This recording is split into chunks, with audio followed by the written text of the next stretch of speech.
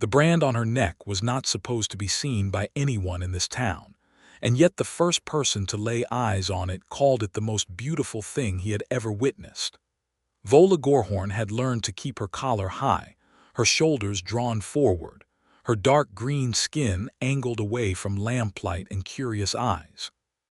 She had learned these things the way all orcs learned them in the frontier settlements, not from any single lesson, but from 1,000 small moments of cruelty that accumulated over years like frost on a window pane, each one thin enough to ignore on its own, but together heavy enough to crack the glass. She had learned to make herself small, which was no easy task for a woman who stood nearly 6 feet, whose tusks curved upward from her jaw with the elegance of ivory handles, whose black hair fell in thick ropes past her shoulder blades, whose amber eyes caught firelight the way a wolf's eyes caught moonlight, all glow and depth and quiet intelligence. She had come to Redthorn Crossing because she had no other choice. The settlement sat at the edge of what the human cartographers called the Thornwood Reach, a vast and largely unmapped territory where the old frontier met the newer settlements creeping steadily westward. It was the kind of town that existed because roads had to end somewhere, and because the people who built roads eventually needed somewhere to sleep and drink and trade.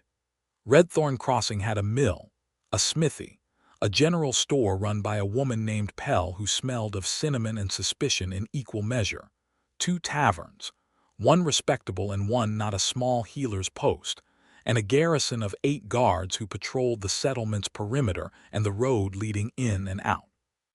One of those guards was Cyrus Holloway. He was 26 years old, lean in the way that men who worked hard and ate simply tended to be lean, with brown hair that had grown past regulation length, because the garrison commander had stopped caring about such things 3 months ago when his wife left him.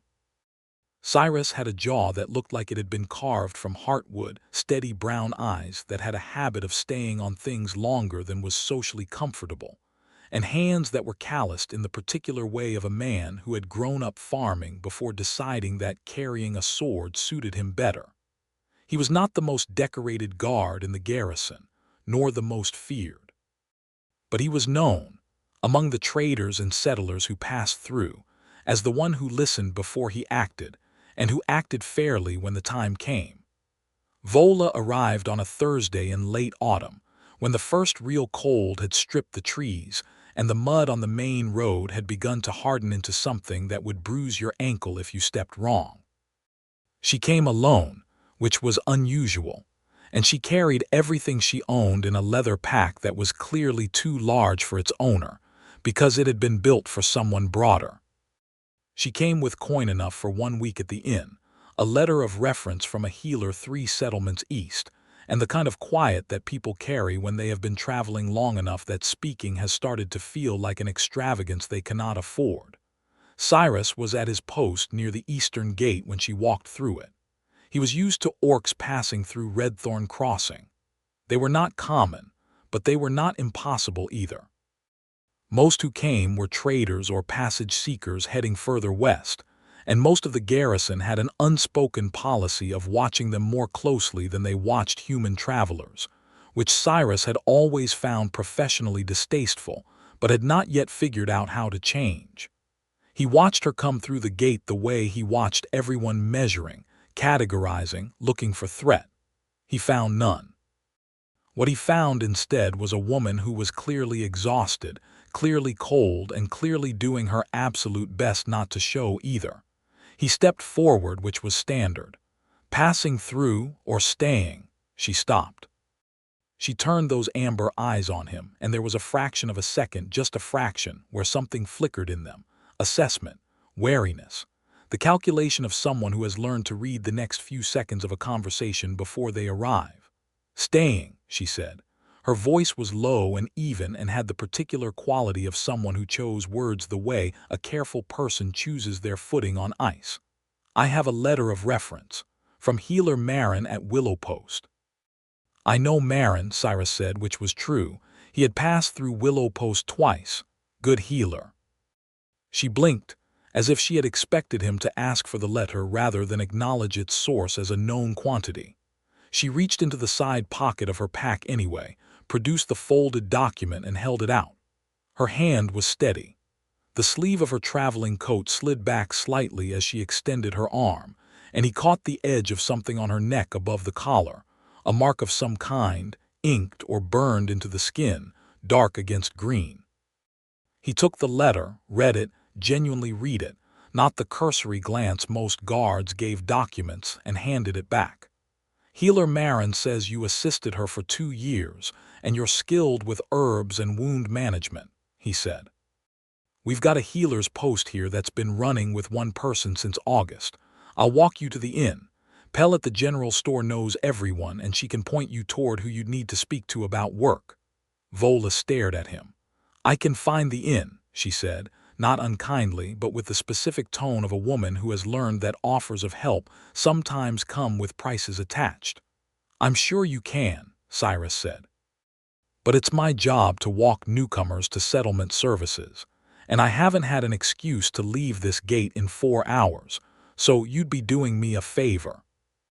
It was a kind lie, and she seemed to know it was a kind lie, and that knowledge appeared to shift something small in her expression. Not warmth, not yet, but the absence of the particular tension she'd been carrying in her jaw. All right, she said. He walked beside her, not behind her, not in front of her, but beside her, which was not something all the guards did, and he pointed out the mill, the smithy, the taverns, the healer's post. He spoke about the town the way a person speaks about a place they actually inhabit rather than simply occupy, with specific details and the occasional wry observation about the mud and the quality of the tavern bread. She did not speak much, but she listened. He could tell she was listening because her eyes moved the way a healer's eyes move, cataloging, filing, building a map. They reached the inn, which was called the Redthorn, and was run by a husband and wife named Bram and Soja, both of whom were broad and competent, and had the general demeanor of people who had seen enough strangeness in their establishment to have stopped being startled by any of it. Bram looked at Vola with the particular blankness of a man who has decided that paying customers are paying customers. Room and board, he said. Room, she said. I will manage my own meals. 3 copper a night, Bram said. She paid him. Cyrus watched the transaction without commentary, then turned to leave. He was at the door when she said quietly, "Thank you." He turned back. She was not looking at him. She was looking at the key in her hand. "You're welcome," he said. "My name is Cyrus Holloway. If anyone gives you trouble, the garrison is on the north end of the main road." She looked up then, and for the first time he saw something in those amber eyes that wasn't calculation. Something smaller and more tentative, like a plant that had been kept in a dark room and had forgotten what it was supposed to grow toward. "Vola Gorehorn," she said. He nodded and left, and thought about her eyes for the rest of his shift, in the way that you think about something that doesn't make immediate sense but seems important. She had been in Redthorn Crossing for 3 days before the trouble started, which was faster than Cyrus had hoped and slower than he had feared. It came from 2 brothers named Distur and Foul Rate, who ran a logging operation at the eastern edge of the Thornwood, and who had a tendency to drink at the worst of the 2 taverns and make poor decisions after the 3rd round. They had seen Vola at the general store and apparently taken her presence there as some kind of personal offense, because by the time Cyrus heard about it from Pell, who had the information distribution habits of a very efficient pigeon, they had been following her through the main road, making comments that Pell declined to repeat, but described as the sort of thing that would make a decent person ashamed of their species. Cyrus found them near the water trough at the road center, still at it, and he found Vola standing with her back against the wall of the smithy and her jaw set in the specific way of a woman who is deciding, with great deliberation, whether the satisfaction of the available responses is worth their consequences. Her hands were loose at her sides. She was not afraid. She was angry, and she was controlling it with a discipline that frankly impressed him. "Rate brothers," Cyrus said, stepping between them and her with the particular physicality of a man who is not doing it to be dramatic, but simply because it is the correct position to occupy. "You're blocking the road." Distur, the older of the two, was a large man with a red face and the glazed certainty of someone on their fourth drink before noon. "We're having a conversation," he said. "I don't think she's having one," Cyrus said. "I think you're having a monologue." "She's got no business being in this town," Val said. He was younger and had the particular nastiness of a person who has borrowed his older brother's opinions without doing the intellectual work of forming his own. "Her kind brings trouble." "Her kind," Cyrus said, keeping his voice at exactly the temperature of a creek in late October, cold, flat, utterly without drama, "is a licensed healer with a letter of reference and 3 copper a night paid to the inn, which makes her a resident of Redthorn Crossing and therefore under the same protection as anyone else. Am I clear?" There was a silence that had various qualities depending on where you were standing. For the Wright brothers, it had the quality of the moment before you decide whether to push back against someone who is holding a legal and moral advantage. For the small cluster of onlookers who had stopped at various points along the road to watch, it had the quality of held breath. For Vola, Cyrus imagined, it probably had the quality of something she had not expected. Distur held his ground for another 3 seconds, then looked away. "We're done here anyway," he muttered and walked off, Val following. Cyrus turned to Vola. Her jaw was still set, but some of the controlled anger had shifted into something else. She was looking at him the way you look at a thing that has surprised you without permission. "You didn't have to do that," she said. "Yes, I did," he said. "It's my job." "That's not why you did it," she said. He thought about that.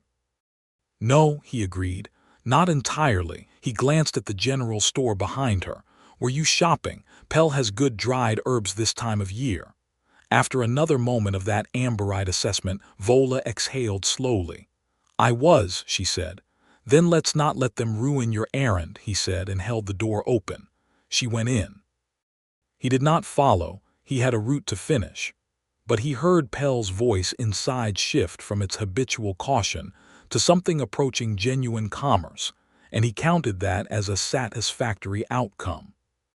The healer's post was a narrow building wedged between the smithy and a storage shed, run by a man named Oswin who was 63 years old, and had the knees of a man who had spent 40 years of those years kneeling beside patients on floors. He was not, by disposition, a man who disliked orcs. He was, by disposition, a man who was grateful when competent help arrived, and after 3 days of working alongside Vola, he told Cyrus that she was the most methodical person I've had in this post since my wife assisted me, and she's been gone 8 years, so that's saying something. Cyrus received this information from Oswin at the garrison one evening, and filed it alongside the other information he had accumulated about Vola Gorehorn. That she woke before dawn and gathered fresh herbs from the tree line before the settlement stirred. That she ate her meals alone either in her room or at a particular table in the corner of the Redthorn where she could see the door. That she was unfailingly precise with every patient who came to the healer's post regardless of how they treated her, and that she had not yet been invited to anyone's home for a meal. This last fact bothered him in a specific and persistent way. He was not, by nature, a man who was accustomed to doing things by half measures, so he did what seemed to him the obvious next thing. He came to the healer's post one afternoon, nominally to have a cut on his palm looked at. He had gotten it breaking up a fence dispute, and sat on the examination table while Vola cleaned and dressed it with an efficiency that suggested she found the injury mildly interesting from a professional standpoint, and the patient attached to it moderately tolerable. "Does it hurt?" she said, winding linen around his palm. "Some," he said honestly. She tied the bandage with 3 neat knots, each one exactly the same. Then she looked up at him, which brought her face close enough that he could see the fine detail of the clan brand on the side of her neck clearly for the first time. It sat just above the collar of her working shirt, partly visible, a design of interlocking marks, angular and precise, done in a deep reddish-brown ink that had the settled quality of old work. There were 3 primary symbols arranged in a downward column, and beside them, smaller marks that modified their meaning in ways he didn't understand. He looked at it not with the cruelty of the Wright brothers, not with the uneasy suspicion of someone encountering orc custom for the first time, but with the genuine interest of a man who had grown up near enough to the frontier that orcish script was a familiar sight even if he'd never had occasion to learn it properly. "Is that clan script?" he asked. Her hand stilled on the bandage. She looked at him with an expression he could not fully read and said carefully, "Yes."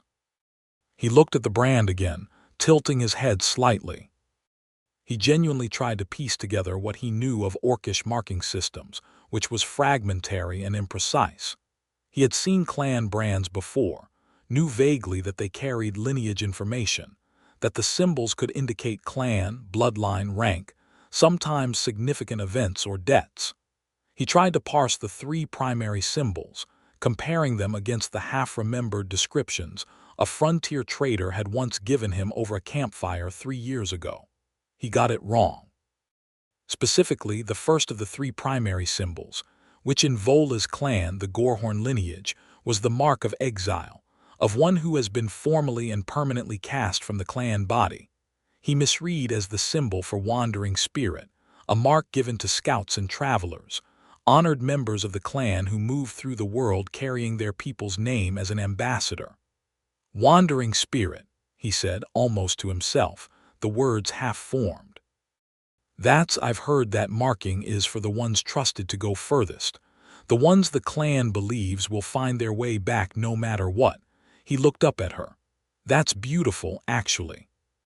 The idea of being marked by your people as someone who belongs to the road." Vola Gorehorn looked at him for a long time. The mark on her neck was not a mark of honor. It was a mark of disgrace, the Gorehorn clan's sign of permanent severance, given to her 4 years ago when she had refused to participate in a raid against a settlement of mixed human and orc farmers that her clan's war chief had decided, for reasons of pride and resource, to destroy. She had argued. She had argued loudly and at length, citing the laws of the old compacts, and she had been heard and formally dismissed, and then branded and sent away with nothing but the clothes she wore, and told that her name was no longer spoken among the Gorehorn. The exile mark was not subtle. Every orc she had encountered since then had recognized it immediately, and their responses had ranged from wariness to contempt to something almost like sympathy. This human man, with his steady brown eyes and his 3 neat linen-wrapped knots, had looked at her exile brand and called it beautiful. She decided, in that moment and with full deliberation, not to correct him. "Thank you," she said, her voice entirely level. "Keep the wound dry for 2 days." He flexed his bandaged hand. "Right." He looked at her again and she realized she had forgotten to look away, which was unusual. "I was wondering if you'd eaten yet. The Redthorn does a decent stew on Thursday evenings." "I have my own arrangement for meals," she said. "I know," he said. "I've seen your arrangement. You eat alone in the corner and you watch the door." She said nothing. "I'm not criticizing," he said quickly, with the specific tone of a man who has realized he has walked closer to something tender than he intended. "I just thought if you wanted company that wasn't a different species or a Wright brother, the offer is there." She looked at him for another long moment. "Thursday," she said at last. He smiled. It was a quiet smile, the kind that didn't announce itself but simply arrived, and it did something unexpected to the air between them. "Thursday," he agreed. They ate stew. It was, as he had promised, decent. He ordered bread as well, which was not as decent, and said so, which made her lips curve despite herself. They talked about medicine. She asked about common injuries he encountered in his work, and he answered with the specificity of someone who had learned from experience what mattered and what didn't. She asked about the Thornwood Reach, how far the patrols went, what lived there. He asked about Willow Post, about Healer Marin, and she answered more fully than she had intended, which she noticed but did not interrupt. He did not ask about the brand. He did not ask about her clan, or why she was traveling alone, or where she had been before Willow Post. He asked about things in the present tense, and she found this, in its own way, to be a kindness more pointed than she would have expected from someone who didn't know enough to know they were offering it. They finished the stew. He walked her back to the Redthorn, not because she needed it, but because she was coming to understand. This was simply how he moved through the world, gravitating toward the thing that seemed like it could use some company. He bid her good night at the door, and she watched him walk back toward the garrison, and felt something shift in her chest that she did not immediately have a word for. She lay awake that night with her hand resting against the brand on her neck, tracing its lines the way she had traced them 10,000 times since the day they were given to her. Not with pride, not with shame, but with the complicated acknowledgement of something that was simply part of her now. She thought about his face when he said it was beautiful. She thought about the particular quality of wrong that his interpretation carried, not the casual error of someone who didn't care, but the earnest near miss of someone who was genuinely trying to understand something outside his experience, and had done so with warmth rather than authority. She did not know why she had not corrected him. Yes, she did. It was because in 4 years, no one had looked at that mark and felt anything but discomfort, and she had not been prepared for what it felt like when someone looked at it and felt wonder. Winter came to Redthorn Crossing in the way that winters came to frontier settlements.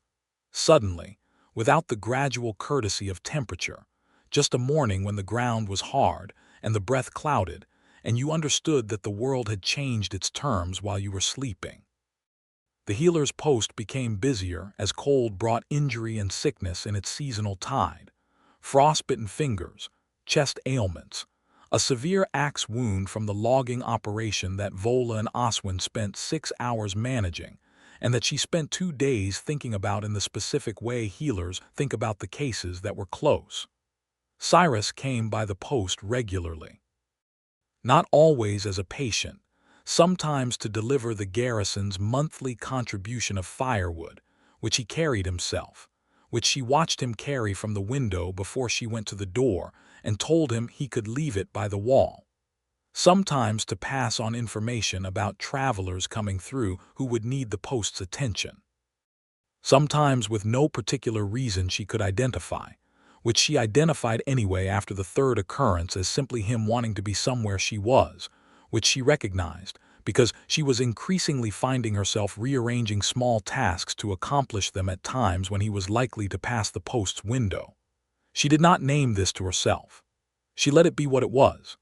In December, there was a storm that came in from the west and shut the settlement down for 4 days. The garrison sheltered where they could. The inn filled past its usual capacity with travelers who had been caught mid-road, and Vola found herself on the 2nd day, with Oswin snowed in at his home and the healer's post running on her alone. There was a child with a fever, a woman who had slipped on the ice and broken her wrist, and an elderly man from one of the farms on the settlement's outskirts who had been brought in by his son and whose lungs sounded, to Vola's ear, like wet paper. She managed the child's fever through the night with the particular combination of willowbark tea and careful monitoring that she had learned from Marin, who had learned it from someone before her. The knowledge passed along like a specific kind of heirloom. She set the woman's wrist cleanly, wrapped it correctly, and gave careful and precise instructions to the husband who had brought her in and who looked at Vola's hands on his wife's arm with an expression that traveled from suspicion to relief, so gradually he probably didn't notice it happening. She sat with the old man through his worst hours, keeping him upright because lying flat worsened his breathing, talking to him in the quiet voice she used when talking was part of the medicine. At some point in the early hours of the storm's 2nd night, the post's door opened and Cyrus came in, snow-covered and red-faced from the cold, carrying a covered pot that he set on the work table and opened to reveal a clear broth that had been made on the garrison's fire. "Garrison cook sent this," he said. "Said healers don't remember to eat during bad stretches." She looked at the broth. She looked at him. He was stamping snow off his boots with the focused attention of a man giving himself something to do. "How did you get here through this storm?" she said. "I know the road," he said. He looked up. You've been here since yesterday morning." "I have patience," she said. "I know." He looked at the three occupied cots, the child, the woman with the wrist, the old man. "Any of them critical?" "He is," she said, indicating the old man. "The others are stable." Cyrus nodded. Then, without being asked, he pulled a stool to the side of the old man's cot and sat down. "I'll sit with him for a while," he said, "so you can eat and rest." She looked at him again with that particular amber-eyed quality that he had come to think of as her reading the text of something. "You don't know how to monitor his breathing," she said. "Then teach me," he said simply. She did. She stood beside him and explained what to listen for, what to watch in the rise and fall of the old man's chest, at what point he should wake her immediately. She spoke precisely, and he listened with the same precise attention that he brought to everything, which was, she was discovering, one of the qualities that most reliably undid her guard. Then she ate the broth. It was warm and simple and tasted of someone caring, and she slept for 3 hours on the cot in the back room, and when she woke, Cyrus was still on the stool, and the old man's breathing had steadied, and the storm was still howling, and she stood in the doorway between the back room and the main post for a moment, looking at the scene before her with an ache in her chest that she finally, quietly, allowed herself to call by its name. The old man recovered. The child's fever broke. The woman's wrist healed correctly, and she came back 6 weeks later to tell Vola so, and to bring a jar of winter preserves as thanks, which she placed on the work table with a self-consciousness that suggested this was the first time she had voluntarily entered a space maintained by an orc, and that she was somewhat surprised to find it smelled of pine resin and dried lavender and absolutely nothing threatening. By February, Vola had been at Redthorn Crossing for 4 months. The settlement had not fully accepted her. There were still people who looked at her sideways in the general store, still whispers that moved ahead of her on the road. But there was a growing population of people who had been to the healer's post and received her care and had, through the straightforward logic of personal experience, revised their assumptions.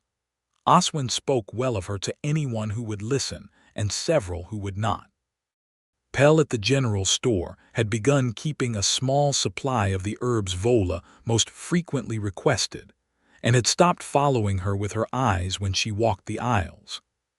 And Cyrus had begun meeting her at the tree line before dawn on the mornings when she gathered herbs.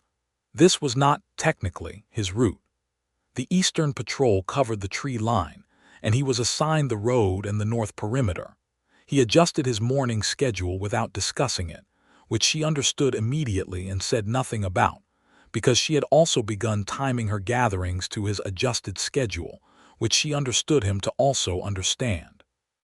They moved together in the early morning quiet, him walking the perimeter of the tree line while she worked the edge, and they talked in the unhurried way of people who have stopped needing conversation to serve a social function, and have allowed it to become simply the natural accompaniment to shared space. He told her about growing up on a farm in the eastern provinces, about his father who had taught him to read and his mother who had taught him to cook, about the younger sister. He sent a portion of his garrison pay to every month because she was apprenticed to a weaver and apprenticeships paid almost nothing in the first 2 years. She told him about learning herbalism from a grandmother who had been the Gorehorn clan's primary healer, about spending summers in the deep woods where the plants that mattered most grew farthest from any road, about the way that knowledge had felt like something solid when everything else in her life had shifted. She did not tell him about the exile. She did not tell him about the raid her clan had planned, or the argument she had made, or the brand. He still believed what he believed about it, and she still, 4 months later, in the gray February dawn with her hands full of wintergreen, still could not bring herself to undo that. It was not deception. She told herself this and knew it was mostly true. He had not asked, and she had not lied. She had simply allowed a wrong thing to stand uncorrected because the wrong thing was, in its wrongness, the kindest thing anyone had offered her in years. In March, something happened that changed the shape of everything. A group of riders came through the eastern gate on a morning when Cyrus was at his post, and among them was an orc woman who was clearly reading the town with the specific attention of someone looking for something they had been sent to find. She was older than Vola, broader, with the geometric face markings of the Gorehorn clan proper, the ones who had not been exiled, the ones who still carried the name with its full weight. She dismounted at the water trough and spoke to one of the junior guards in a tone that was entirely civil and entirely deliberate.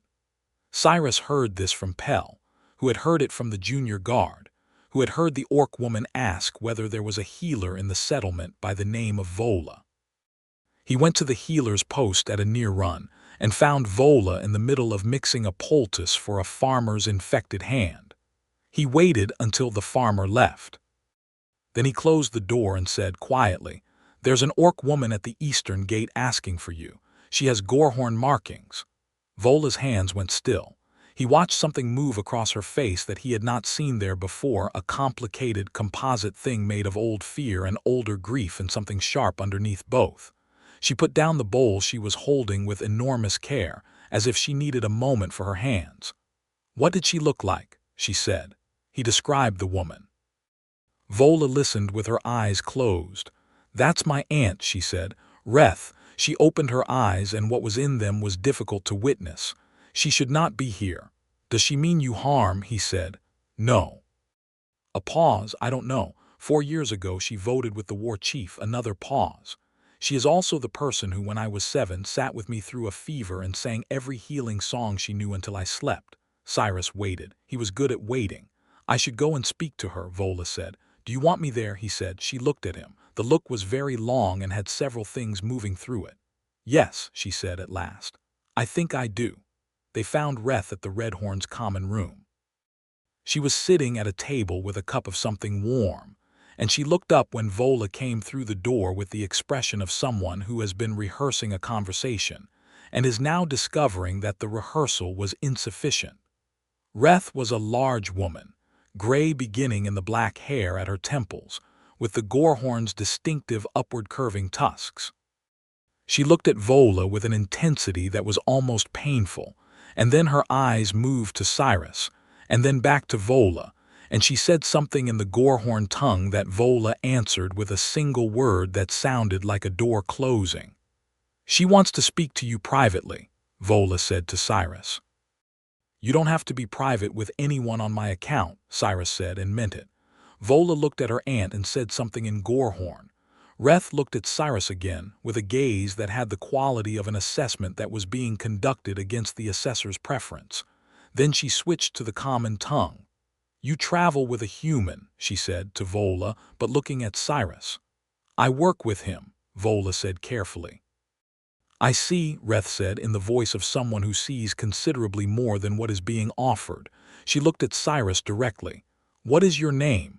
"Cyrus Holloway," he said. "I'm a garrison guard." "How long has she been here?" "About 5 months," he said. "Has anyone given her difficulty?" "In the beginning," he said. "Less so now." Reth looked at him for another long moment, then apparently arrived at some internal conclusion, because something in her posture shifted fractionally. "Sit," she said. They sat. Bram brought more cups. Reth wrapped both her large hands around hers and looked at Vola with the particular grief of someone who has waited long enough for something that the waiting has become its own complicated emotion. "The war chief is dead," she said. Vola said nothing. "He died in the autumn, a fever." Reth paused. "There is a council now. It was his daughter who formed it. She has different thinking." Another pause.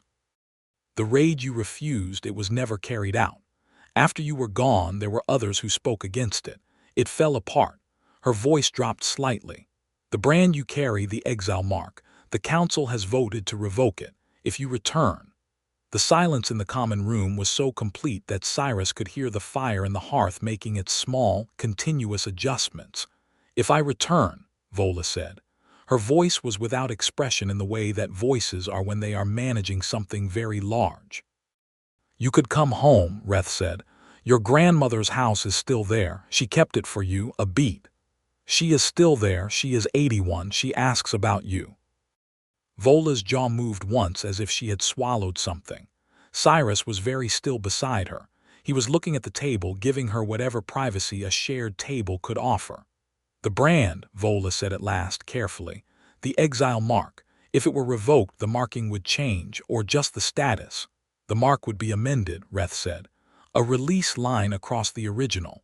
It would still be visible what it was, but the meaning would be different."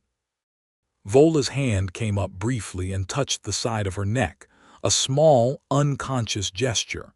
Then she put her hand back on the table. She turned and looked at Cyrus. He met her eyes. There was something in her face that was raw and complicated and speaking volumes that the common tongue did not quite have words for. "I need to think," she said, to both of them or to neither. She said it to the air between them. Reth nodded with the patience of someone who has come far enough that a little more patience is not a hardship. That evening, after Reth had taken a room at the Redthorn and the settlement had gone about its evening business, Vola came to find Cyrus at the garrison. He was finishing his end-of-shift report in the small office the garrison commander occasionally used, and he looked up when she appeared in the doorway and set the report down without asking her to wait. She came in and sat in the chair across from him, and for a moment she looked at her own hands. "I have to tell you something," she said. "All right," he said. She looked up.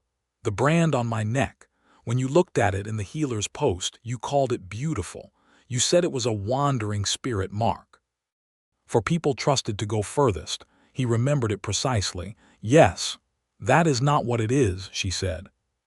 Her voice was steady, but the steadiness had the quality of something held in place deliberately. "It is an exile mark, the Gorehorn sign for permanent severance. I was cast out of my clan 4 years ago for refusing to participate in a raid against civilian settlements." She watched him. He said nothing for a moment. He was looking at her with those brown eyes that had the habit of staying on things longer than was comfortable, and she had learned to understand that this was not vacancy. It was him actually processing what he had been told rather than preparing a response while he appeared to listen. "You didn't correct me," he said at last. "No," she said.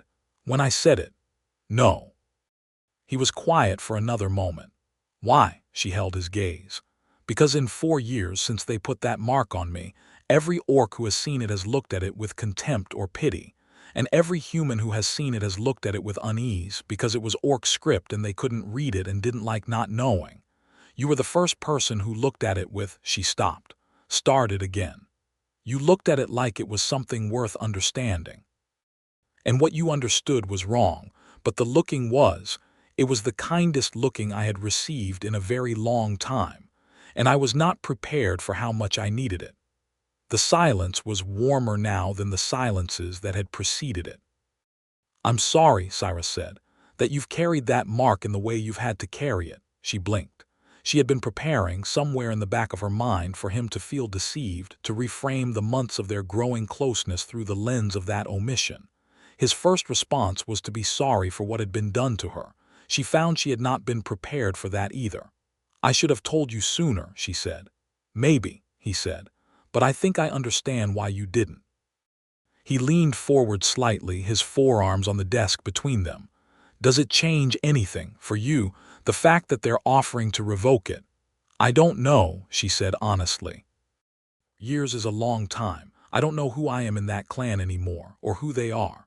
Do you want to go back?" She looked at him for a long moment. "Do you want me to stay?" The question sat between them with all of its weight exactly visible, and Cyrus understood that she was not asking it coyly. She was asking it because she had enough of his honesty now to trust it, and she needed to know the real answer before she could begin to sort out her own. "Yes," he said. "I want you to stay." A breath. "But not if going back is what you need. Those aren't the same thing, and I know the difference." She looked at him for a very long time. Then she said, "Tell me what the wandering spirit mark actually means again, your version of it." He thought back. "The ones trusted to go furthest," he said slowly. "The ones the clan believes will find their way back no matter what." Something moved through her face, something quiet and old and arriving home.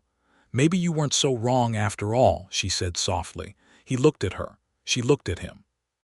And between them, in the small office with the dying fire and the unfinished report, something that had been slowly becoming for months finally arrived at what it was. He reached across the desk and put his hand over hers. She turned her hand over and held his. She stayed. She did not that spring travel back to the Gorehorn territory, but she sent a letter with Reth when her aunt departed, written in the Gorehorn script that she had not used in 4 years, and that came back to her hands like a language the body doesn't forget, a letter to her grandmother, and one to Reth herself, and a third to the new council that was brief and considered, and said that she received their revocation with gratitude and would carry it in her own time and her own way. She included no return address beyond Redthorn Crossing, which she understood the council to take as information. Reth embraced her before she left, with the particular force of someone who has been withheld from an embrace for a long time. Vola stood in it and let herself receive it, which was harder than it sounds, and which she managed.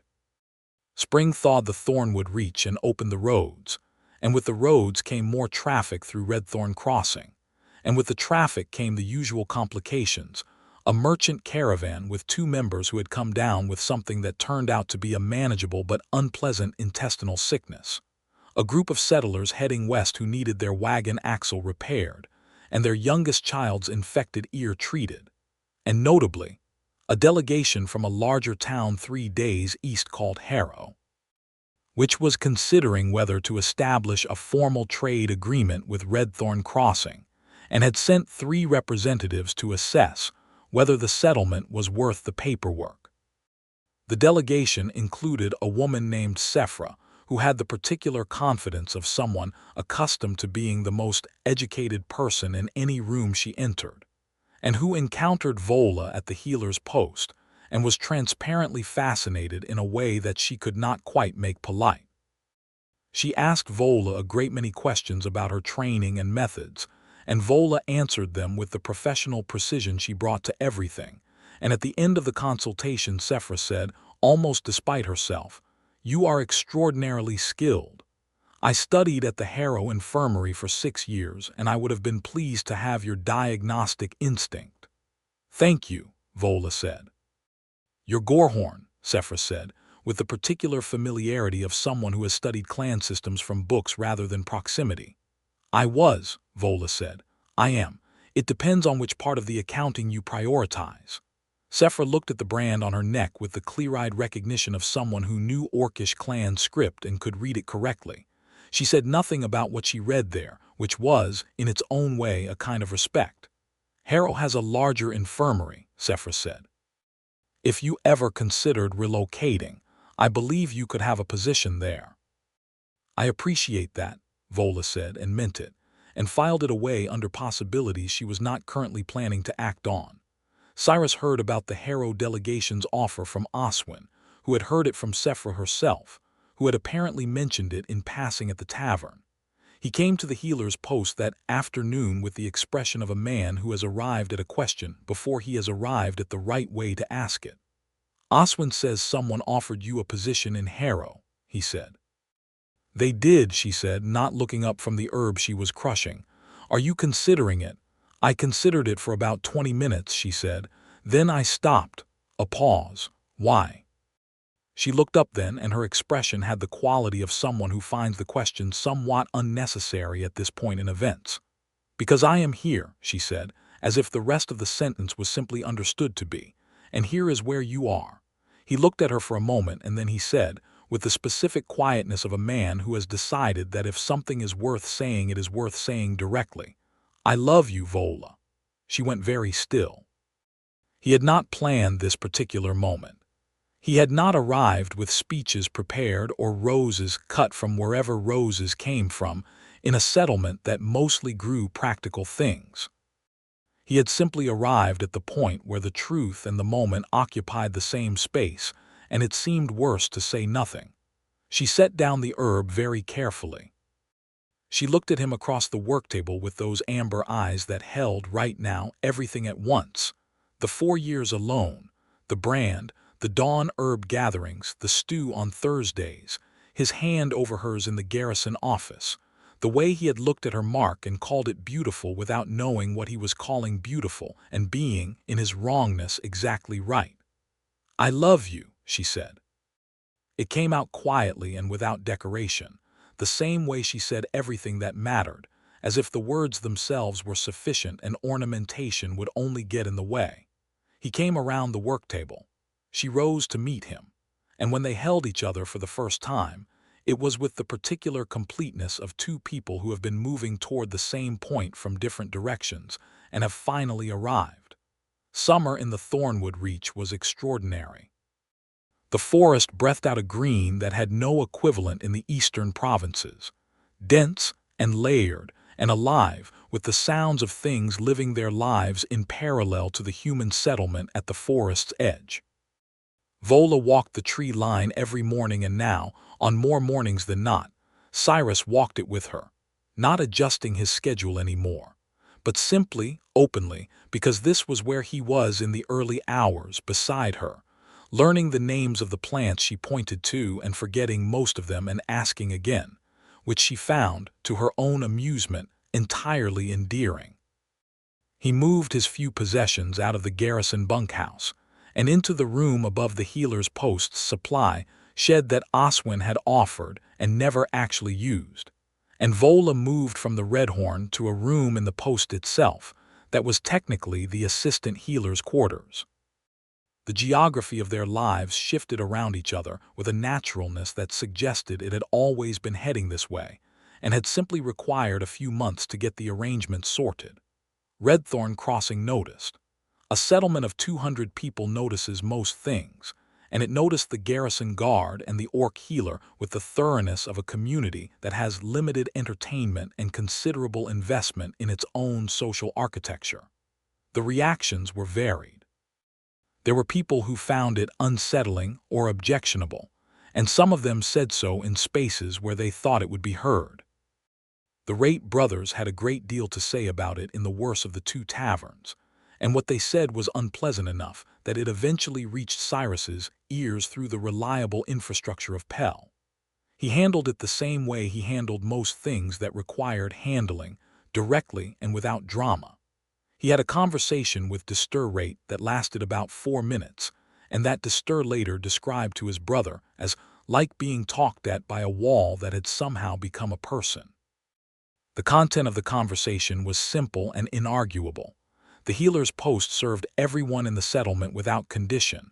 The garrison protected everyone in the settlement without condition, and anyone who created a problem for the healer was creating a problem for the garrison.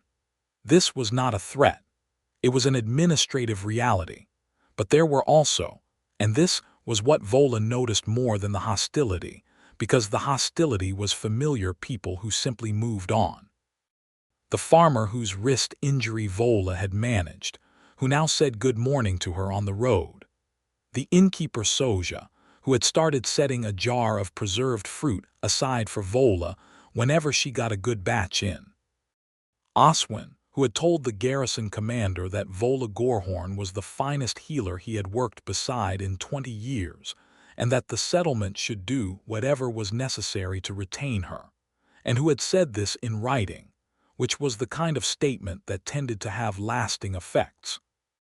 The garrison commander himself, a man named Howell who had had a complicated relationship with his professional responsibilities ever since his wife left, but who had retained, underneath the complication, a fundamental seriousness about his duty, called Cyrus into the office in July, and told him, with the bluntness of a man who had decided that honesty was more efficient than circumlocution, that there was no regulation against a garrison guard keeping company with a civilian of any species, that he would defend that position to anyone in the settlement who wanted to make it official business, and that Cyrus should tell the healer that Howell had sent his personal recommendation to the Eastern Province's Civic Council for a formal healer's grant that would fund the post for another 3 years.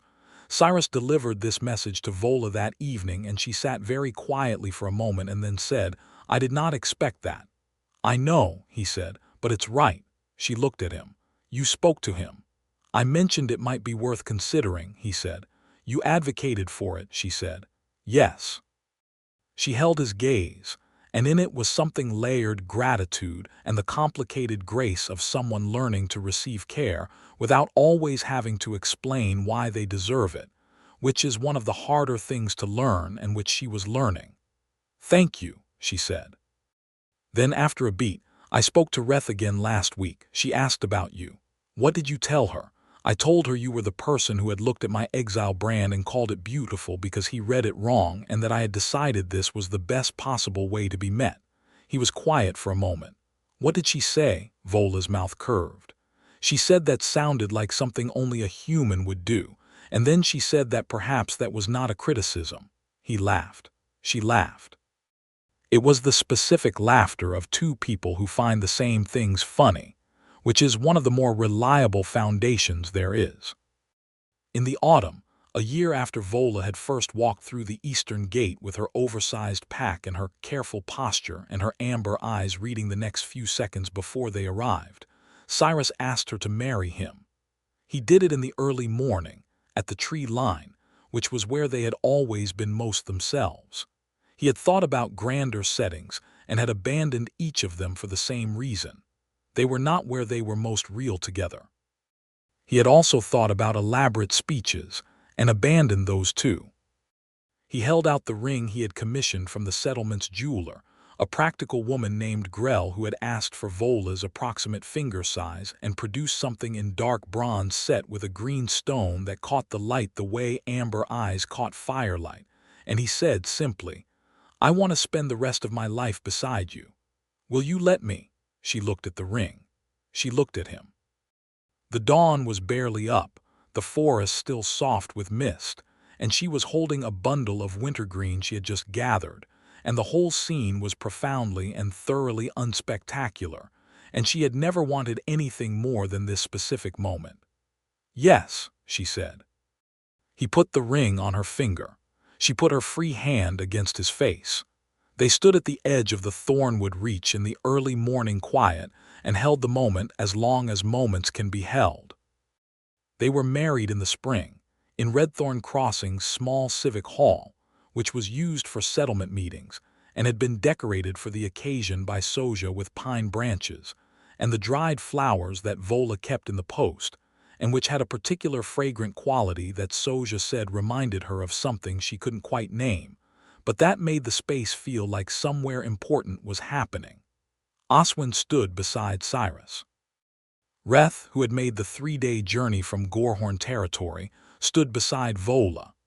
Pell was there, and Howell, and the woman whose wrist Vola had set, and several of the farmers who came to the post regularly, and a handful of others who had decided, in the particular quiet way of people who don't make grand statements but simply alter their behavior, that this was something they wanted to be present for. The ceremony was conducted by the settlement's civic officiant, a woman named Dara who did these things with a combination of formality and warmth that managed to be both official and human. She read the standard vows and then, because Cyrus had asked her to, paused for the participants to add their own. Cyrus had written his down, which was characteristic of him. He did not trust himself to find the right words in the moment, but he trusted himself to find them with a pen and enough time. He read from a small folded piece of paper in his steady, slightly formal voice. "I looked at your mark and called it beautiful when I didn't know what it meant. You let me. I've learned since then that I was wrong about what the symbol was, and that I was not wrong about what I felt. What I felt was that something about you was worth knowing fully and worth honoring fully, and I intend to spend the rest of my life being right about that." There was not a great deal of sound in the civic hall. Vola had not written hers down. She stood opposite him with the green stone ring catching the light and her black hair pinned back from her face, and the brand on her neck visible above the collar of the dress Reth had brought from the Gorehorn territory, a formal garment in deep red that was the color the clan used for significant passages, and she said, "You have been the first person in a long time to look at the thing I was most ashamed of and find something worth keeping. You were wrong about the details and entirely right about the heart of it. I spent 4 years learning to walk alone, and I am very good at it. I am choosing not to anymore. I choose you, Cyrus Holloway, in every direction." He took her hands. She held them. Reth, in the front row, was crying with the characteristic efficiency of someone who does not cry often and resents it when they do but is unable to stop. Life after the wedding did not become simple. It became fuller, which is a different thing entirely. The healer's grant came through from the Civic Council, which meant the post could expand. And Oswin, who was 64 now and whose knees were not improving, was able to reduce his hours and train a young apprentice from the settlement who had shown aptitude and who looked at Vola with the frank admiration of someone who has found the thing they want to become. Vola taught him with the same precision she brought to her work, and he learned with the dogged persistence of someone who has decided to take the education seriously. Cyrus was promoted to garrison captain in the second year of their marriage, when Howell retired to live with his daughter in the east, and the settlement council voted, with surprisingly little dissent, to appoint the guard who had the best record and the clearest head. The promotion came with responsibilities that increased his hours and occasionally his frustration, but also with the authority to put in place some of the policies he had wanted for years. Clearer guidelines for how travelers were received at the gates, requirements for written reason before any resident was removed from a settlement, and a specific addendum to the garrison's code of conduct regarding the treatment of non-human residents that was dry and bureaucratic in its language and completely unambiguous in its intent. The Wright brothers had eventually drifted away from the settlement. Their logging operation had followed the available timber further into the reach, which put them beyond the practical reach of Redthorn Crossing's market, and without the market they had less reason to be there. The settlement did not mourn their departure.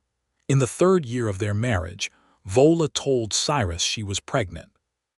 She told him in the morning, before dawn, which was their time, sitting at the table in the rooms they had taken above the expanded healer's post proper rooms now, with a wood-burning stove and a table that they had built themselves one autumn weekend, and that was slightly uneven on its legs but entirely functional, and that they both cared about with the particular affection of things made with your own hands. She told him plainly, because she told everything plainly, and she watched his face go through several things very quickly. Something that looked like the air going out of his lungs, followed by something that looked like it coming back in with a great deal more warmth attached. And then he was across the table, and holding her face in both his hands, and she was laughing quietly at the expression on his face, which she could not fully describe but which she thought she would remember for the rest of her life. "Half-orc," she said, when he had settled enough to be a coherent participant in a conversation. "That's what this child will be. You understand that?" "I understand that," he said, without a fraction of hesitation. There will be people who are wrong," he said, gently but without ambiguity. "And our child will have two parents who know how to deal with wrong people, because we have both had considerable practice." She looked at him. Then she put her forehead against his, and they sat like that in the early morning quiet, with the stove ticking and the forest beyond the window beginning its slow green awakening, and the future laying itself out ahead of them in its wonderful, frightening entirety. She carried the pregnancy through summer and into early autumn, and during those months, Redthorn Crossing demonstrated the particular character of a community that has decided, collectively, and without any formal meeting, that this is something they are going to support. Soja brought food. Grell the jeweler made a small bracelet that she said was traditional for expectant mothers in the Western tradition, which may or may not have been true, but which Vola wore on her right wrist regardless. Oswin's young apprentice, whose name was Fenn, and who had become, over 2 years of training, something between a student and a younger sibling in Vola's life, doubled his hours at the post without being asked, because he had decided that was what you did. Reth came again from the Gorehorn territory, this time with 2 other women of the clan. The grandmother, carried in a wagon because 81 years was a considerable distance to walk, and a cousin named Bala who was Vola's age and who came in with the specific energy of someone who has spent 4 years being angry on behalf of someone else, and is now being given the opportunity to channel that energy into something constructive. The grandmother's name was Orla, and she was small and white-haired and had eyes the same amber as Vola's. And when they saw each other for the first time in 4 years, the grandmother put both her hands on Vola's face and said something in the Gorehorn tongue that Vola did not translate for Cyrus. But that made her eyes close and her shoulders release something they had been holding for a very long time. Cyrus gave the grandmother his chair at dinner that evening and ate standing at the counter, which Orla noticed and which she discussed at some length with Reth in Gorehorn, and which Reth translated as, "She says you have the manners of a clan elder, which is the highest possible compliment, and she also says your grandmother taught you well," which she is saying without knowing your grandmother, but she means it as a recognition. Cyrus thanked her in the Gorehorn word for grandmother, which was one of about 12 Gorehorn words he had learned, and Orla looked at him with an expression that suggested she found him entirely satisfactory. The child came in early autumn, in the hours just before dawn, which Vola later said was entirely predictable given that she and Cyrus were both people who rose before the sun, and had apparently communicated this preference to their child in advance. Oswin managed the birth with Reth and Bala present, and Cyrus was there through all of it, which was not universally the custom in frontier settlements, but which Cyrus had evidently decided was where he was going to be and which no one present was inclined to argue with. The child was a boy. He was green-skinned like his mother, and had the start of what would eventually be small tusks, and his eyes, when he opened them, were the specific warm brown that Cyrus recognized from mirrors. He was the most complete and overwhelming thing that either of his parents had ever seen. They named him Orlin, after the grandmother, adjusted for a boy, a Gorehorn name that was also, with a slight alteration, pronounceable by people who had not grown up with the clan's particular consonants, which was a practical compromise that Orla found deeply satisfying when she was told. The naming happened 2 days after the birth, and the grandmother held Orlin for a long time with a careful tenderness that had the quality of someone handling something precious and long-awaited, and spoke over him in Gorehorn words that Reth quietly translated as the traditional clan words of acknowledgement, the ones that said, "You are known, you are counted, you belong to those who came before you and to those who will come after." "She is giving him the clan acknowledgement," Reth said softly. "He is being counted among the Gorehorn." Cyrus, who was sitting beside Vola with her hand in both of his, said nothing for a moment. Then he said, equally softly, "Is that the right thing?" "For a child with a father who is not Gorehorn," Reth looked at him. "The clans have always made room for children of different blood," she said. "It is the person we reject, not the blood. Orla is saying that Orlin is not rejected. He is of us." Cyrus nodded slowly. He looked at his son in his grandmother's arms, and he thought about marks and what they meant and what they could be made to mean. And he thought about a brand on a neck that he had read wrong and called beautiful, and the woman who had decided not to correct him, and the life that had grown from that moment with the particular abundance of something that was always supposed to be here. Orlin grew into a child with his mother's amber eyes and his father's habit of listening before speaking and a curiosity about the natural world that expressed itself in an enthusiastic and frequently muddy investigation of the Thornwood Reach's edge, which Vola supervised with professional interest and Cyrus supervised with the resigned acceptance of a man who understood that some parental experiences were simply part of the landscape.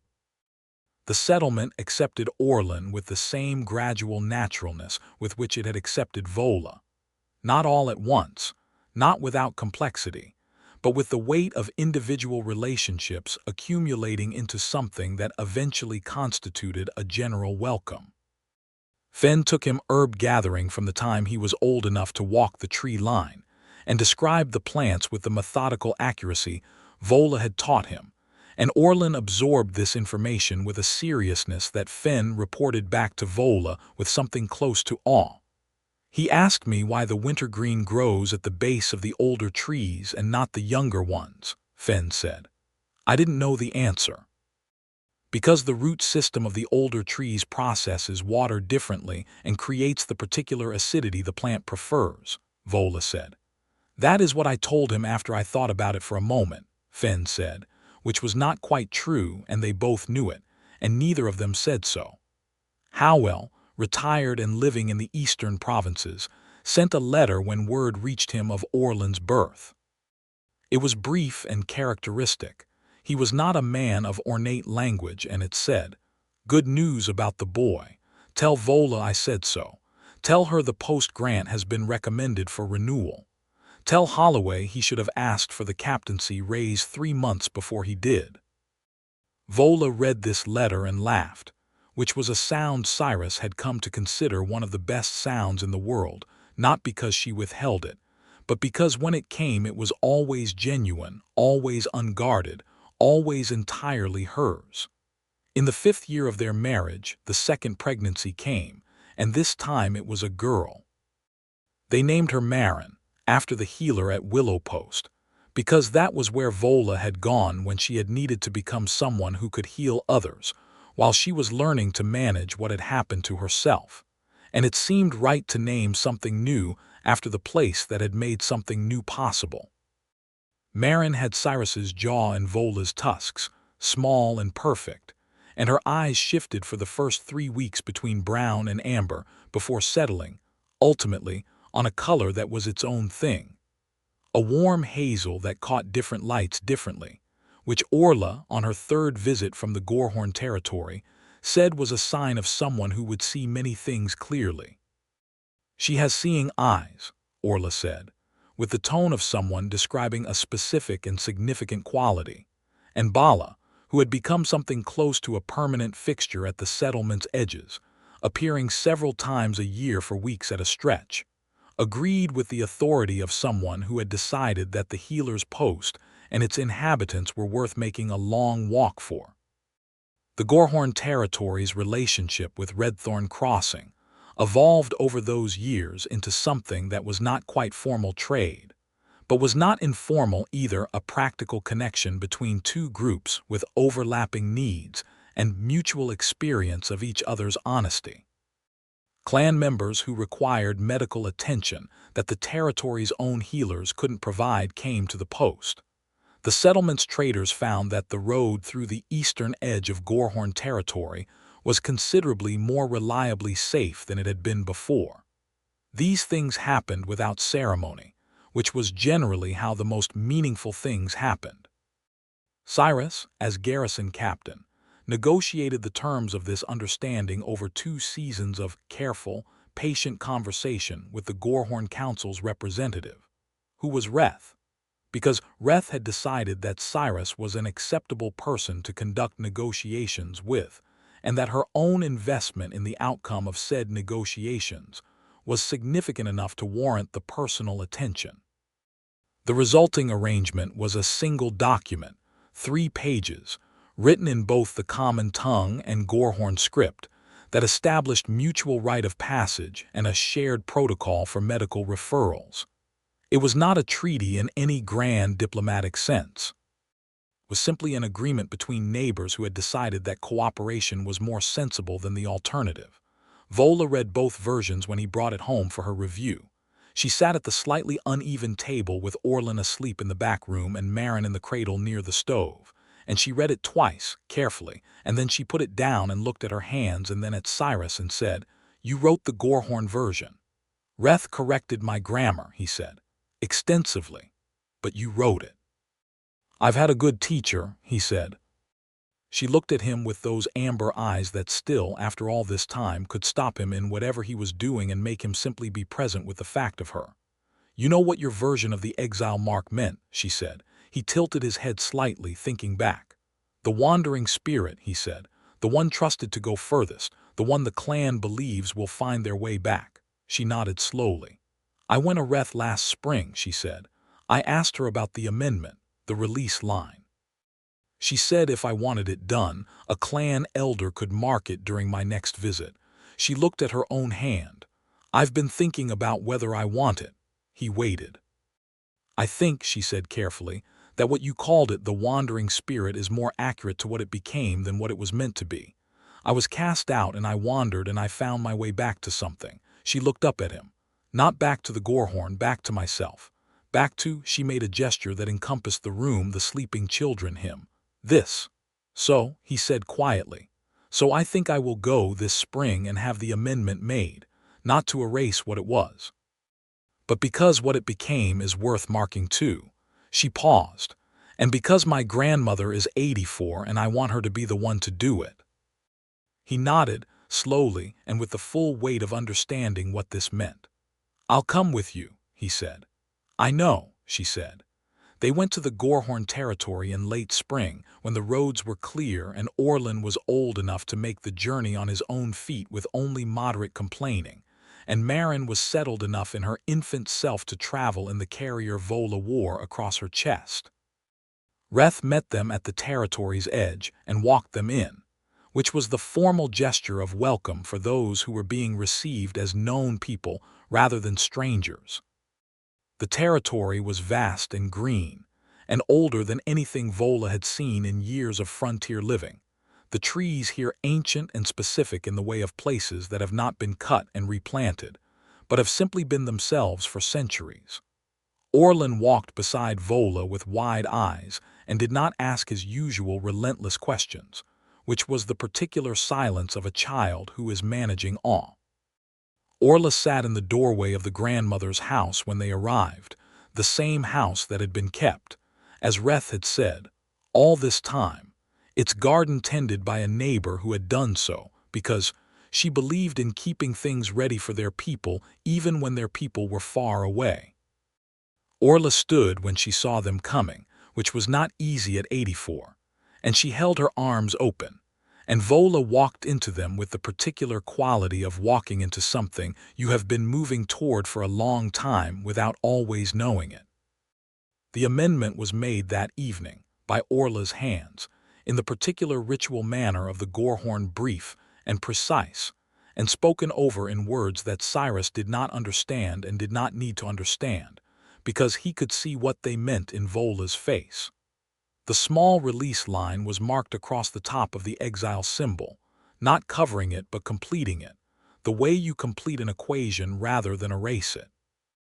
Orla spoke the words of the wandering spirit acknowledgement, which was the Gorehorn's formal recognition for those who had been cast out and had nonetheless returned, not to the clan necessarily, but to themselves, which was the deeper version of the return. Cyrus sat across from Vola throughout this and watched it with the focused attention he brought to things that mattered, and when it was finished, he reached across and took her hand without speaking, and she held it without speaking, and the firelight moved across the amended brand on her neck, and it was exactly what he had called it the first time he saw it in the healer's post, without knowing what it was. Beautiful. The night they spent in the Gorehorn territory was long and warm, with food and the careful getting to know of people who have heard about each other for years and are now in the same room for the first time.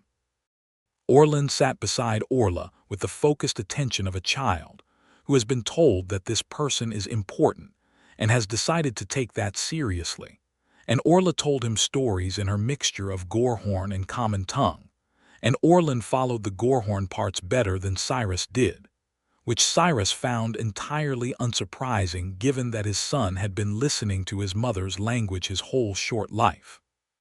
Marin slept through most of it in Reth's arms, which Reth took as a profound personal compliment and arranged her expression accordingly. They returned to Redthorn Crossing 5 days later, in the early part of summer, and everything was as they had left it. Fenn managing the post with competent calm. Howell's successor at the garrison, a younger man named Save who had turned out to be entirely adequate. Pell behind her counter at the general store with the observational quality of someone who had missed nothing in their absence and was prepared to discuss it. Life in the settlement continued to change in the slow way that frontier settlements change. The population grew as more families settled the western land. The mill expanded. The garrison doubled in size. And Redthorn Crossing graduated from a crossing point to something approaching a genuine community with a more complex social architecture. The healer's post became a formal infirmary with a dedicated building and a staff of 3, which Vola administered with the same methodical precision she brought to everything, and which earned her, in the Settlement Council's autumn session when Orlin was 7 and Marin was 4, a formal civic commendation that was the first such commendation ever given to a non-human resident of Redthorn Crossing, and which Pell posted on the wall of the general store because the general store had become, over years, the settlement's unofficial archive of things worth remembering. Cyrus read the commendation text before the council meeting and came home and told Vola what it said. She listened with her back to him, stirring something on the stove, and he could see the set of her shoulders, which he had learned to read the way she had learned to read a patient's breathing. "How does it feel?" he asked. She was quiet for a moment. "Strange," she said. Then, "Good, then, I'm not sure those are different things." He came up behind her and put his arms around her, and she leaned back against him the way she had learned to over years of practice, not falling, because she did not fall but choosing to lean, which was its own thing and harder. "They're not," he said. "Strange and good are often the same thing. Like reading a brand wrong," she said. "Like reading a brand wrong," he agreed. They stood like that for a moment in the kitchen that they had built their life around, with the stove ticking and the sound of the children in the next room being periodically too loud, and then adjusting on their own, which was something children apparently learned to do, and the evening light coming in at the particular angle it came in autumn, which was the light that Cyrus had always found most beautiful, and which Vola had come to understand through his eyes, and now found most beautiful herself. The years that followed were years, in the full sense of the word, not a montage or a summary, but actual time, with texture and incident and the daily accumulation of a life being properly lived. Orlin grew into a young man with his mother's precision and his father's patience and a gift for the kind of practical diplomacy that comes from growing up as a bridge between two cultures, which he had been from his first breath. He became, in his late teens, an informal interpreter between the settlement and the Gorehorn territory, not because anyone appointed him, but because he was simply the most naturally suited person available and had the relationship with both communities to make himself trusted. He spent a season in the Gorehorn territory when he was 19, learning the craft aspects of clan healing from a gray tuncle, and came back with a broader scope of knowledge and a Gorehorn beadwork armband that he wore with the ease of someone who had never needed to choose between his inheritances, because he had never been told he had to. Marin became a healer, which surprised no one. She was meticulous and observant, and had inherited her grandmother Orla's quality of taking precise account of what she saw before she spoke, and she had her father's way of staying present in a room, even when the room contained things that were difficult to be present in. She apprenticed with Fen, who had become the infirmary's lead practitioner after Oswin finally retired at 68 with the best knees he'd had in years, because Vola had been managing his joint treatment for the past decade, and Fen taught her with the careful thoroughness of someone who had learned that teaching was its own form of practice. Oswin died at 73 peacefully in his own bed, with his apprentice's old patient notes on his nightstand, and a letter from Vola on his desk that he had received that morning and apparently read twice before he lay down for his afternoon rest, and did not wake up. The letter said, among other things, that she was grateful for him every day.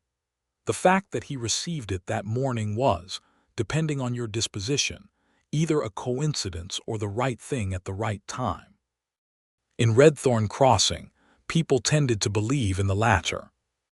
His funeral was attended by most of the settlement and by a delegation from the Gorehorn territory, because Oswin had treated Gorehorn clan members with the same professional thoroughness he brought to every patient, which had started as simple professionalism and had become, over years, a kind of mutual respect that transcended its medical origins. His apprentice's apprentice read a remembrance that was accurate and affectionate, and made most of the room find something to look at other than each other for a moment. Vola did not speak at the funeral, because she had already said what needed saying while he was alive to hear it, which was how she had always operated, and which she trusted was the right approach. Cyrus, standing beside her, took her hand during the reading, and she held it with the particular grip of someone anchoring themselves to a good and present thing, while something of the past releases its hold. In the year that Marin completed her formal training and took her healer's certificate from the Civic Council, the same council that had given Vola the commendation, though its membership had turned over twice in the intervening years. Vola sat at the slightly uneven table in the kitchen with Cyrus on the evening after the ceremony, and they talked for a long time about things that they had not specifically planned to talk about. In the way of people who have been together long enough that conversation sometimes simply arrives where it needs to go without a navigator. They talked about Redthorn Crossing, which had become something genuinely different from the settlement Vola had walked into 12 years ago. They talked about the Gorehorn territory, which had its own internal changes, new council members, a younger generation that had grown up knowing Vola's name as someone who had left and returned again, and who carried the amended brand as a thing that had a story worth knowing. They talked about Orlin, who had come back from the territory with a Gorehorn woman named Sasa, who came with the polite directness of someone who has been well raised, and has decided she approves of this family and intends to join it, which the family had collectively concluded was entirely acceptable. They talked about Marin's trajectory and whether she would stay in Redthorn Crossing or eventually go further, and they agreed that she would probably do both at different times and that this was entirely in keeping with who she was. At some point in the evening, Vola looked at Cyrus across the table and said, "Do you know what I think about sometimes?" "Tell me," he said. "That morning at the healer's post," she said, "when you looked at my neck and tried to read the brand and got it completely wrong." She touched the side of her neck, as she still sometimes did, not unconsciously, because Vola rarely did anything entirely unconsciously, but with a deliberate acknowledgement of what was there. "I think about what I would have done if you had read it correctly, if you had known immediately what it meant." "What do you think you would have done?" he said. She was quiet for a moment. "I think I would have closed," she said, "the way I had learned to close when something expected the worst of me. I think I would have managed you and maintained my distance and given you no way in." She looked at him. "You got it wrong, and what you made of it was so far from what it was supposed to mean, and so decent that I could not manage you, because you weren't doing what I had prepared for." He looked at her for a long moment with those brown eyes that still, at 52 and with the gray coming in at his temples, had the habit of staying on her longer than anything else. "I'm glad I got it wrong," he said. "So am I," she said, "though for what it's worth I think you were right." "About which part?" "About all of it," she said. "The wandering spirit, the one trusted to go furthest. The one the clan believes will find their way back." She looked at him steadily. "I found my way back to myself, to this." A pause. "You were the landmark I was navigating toward without knowing it, which is, I think, a somewhat ridiculous thing to say out loud." "It's not ridiculous," he said. He reached across the slightly uneven table and took her hand. "It's exactly right." She turned her hand over and held his, the way she had the first time in the garrison office, the way she had 10,000 times since, the way she would for every year that remained ahead of them. The stove ticked. The evening settled. Outside the window, the thornwood reach breathed its deep, ancient breath, and Redthorn Crossing continued being what it had become. A place where two people had made something from a misreading and a moment of unexpected grace, and where that something had taken root and grown into all the things that followed, and where the brand on her neck that had begun as a mark of disgrace had been made into the thing he had first called it, not by changing what it was, but by everything that had grown around it. Beautiful.